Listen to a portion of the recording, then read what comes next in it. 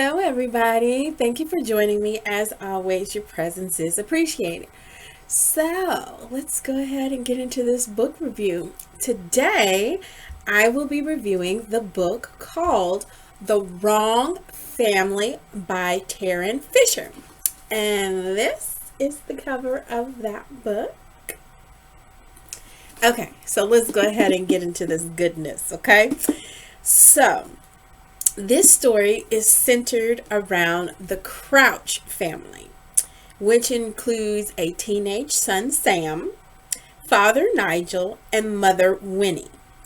The parent relationship is strained, and there is a moment in their history that is making things a bit more difficult.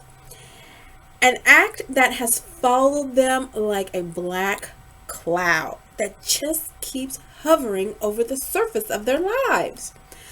The couple has had some marital issues that really popped in for a juicy tidbit, but then fell to the wayside in the story. So it was a pop of juiciness, but it didn't have a continued presence in the rest of the story. It was just like, there you go, that's it.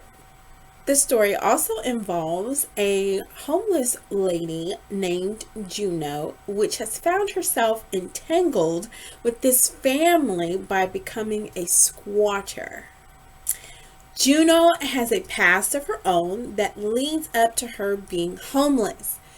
Now, the author touches on this a little bit, but doesn't go into specific detail of how Juno ended up in this particular town.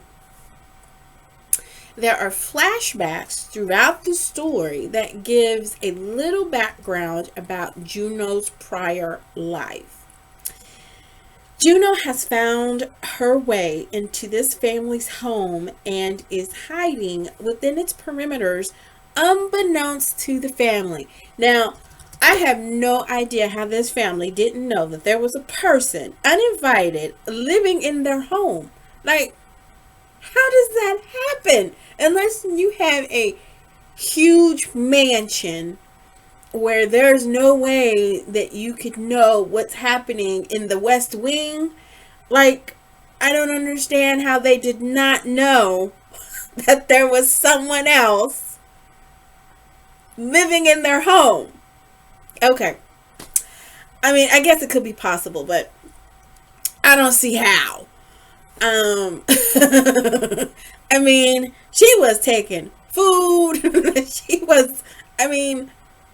I don't get how this was even possible based upon the description of the home.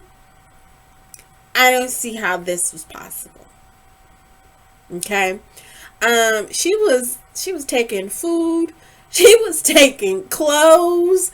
I mean, if these things started coming up missing, I know myself, I'm about to find out what did happen. Like, who took it? Where is it at? Like, we're not just going to say, oh, God, there was food here, but now there's no food here.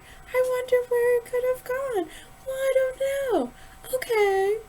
No, we're not doing that. Okay. So, I mean, the people in the family didn't even bother to question each other. I mean, we probably would have had a sit down meeting in the house, like, some stuff's come up missing. Like, we need to figure out who done took it, where it done went, something. Like, they didn't even question each other at all. But needless to say, Juno has made herself quite comfortable in this home. While Juno invades this family's home, she takes to learning them and uncovers what she thinks is the parents' secret. Juno takes it upon herself to play detective and believes her suspicions are worth her subsequent actions. Juno was once a therapist, believes this is her chance to do something right for the last time. Juno's subsequent actions lead to a disaster for this family. As the story unfolds, Winnie's unstable brother, Dakota, has been kicked out of his home by his wife. Dakota seems to have a long history of irrational and belligerent behaviors that the family has overlooked or made excuses for. His wife has hit her limit and will not take him back. Nigel, however, has had his limit, and Dakota blames Nigel for being kicked out of the Crouch's family home.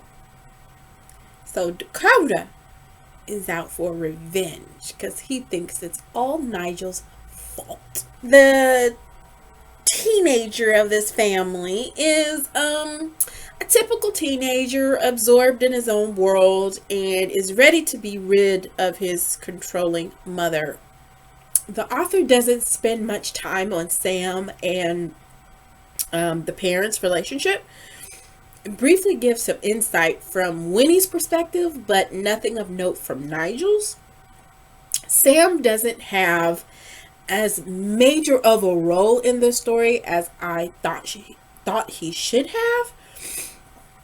For most of the book, I kind of felt like, where's this kid at? Like, I mean, they have a teenage kid, but he's not really involved too much.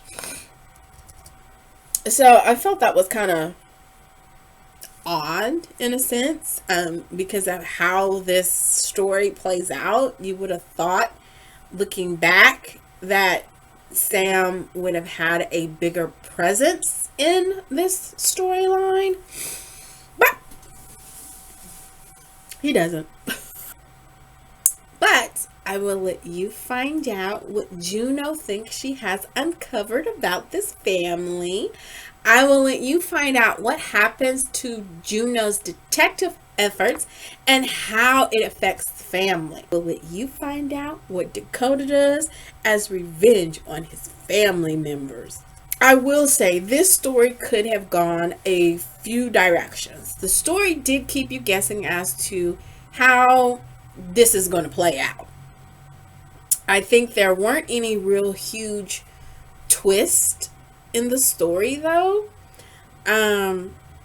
I think there could have been a better description in the climax of this story. I think it could have held maybe some more details or some more some of those factors. I mean, it wasn't really it wasn't a high climax. It wasn't as intense as it possibly could have been. I think the descriptions were just enough. Didn't give me that sense of, oh my word, effect. I will note the author provided some discussion questions, also a Q&A of the author. These questions can bring up great conversations, topics about mental illness, homelessness, parental roles, marital dynamics, just to name a few. All in all, I say it's a good read. It's not too intense. There is a level of violence and death described, so there is your warning. I give this book a 4.5 out of 5. So click like, share, subscribe, tell a friend. If you've read the book, comment your thoughts. I would like to know what you thought about this book. And until next time, keep turning the pages, my book lover.